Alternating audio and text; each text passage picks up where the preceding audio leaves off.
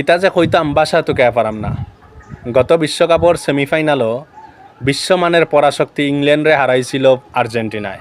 ইংল্যান্ডরে হারাইয়া তারা যে জয়টা পাইছে, এই জয়টারে স্মরণীয় রাখার লাগি তারা ওই দিনটারে জাতীয় দিবস হিসেবে ঘোষণা করছে।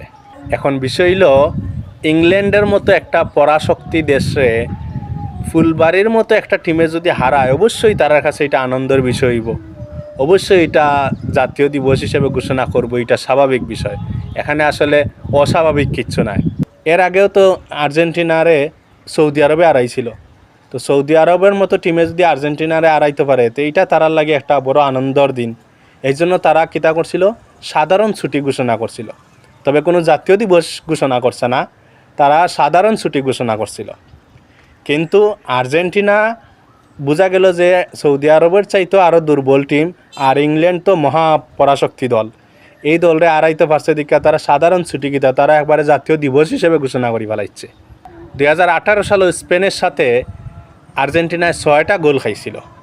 খাওয়ার পর থেকে ডরাইয়া আর কোনো পৃথিবীতে কোনো এই বড় দলের সাথে আয়োজন করছে না।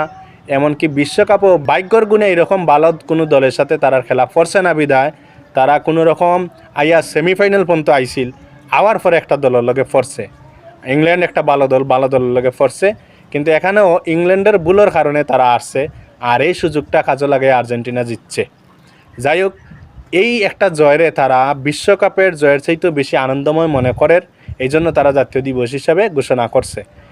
আর তারা যে একটা দুর্বল টিম, এটার প্রমাণ তারা আবারও দিল।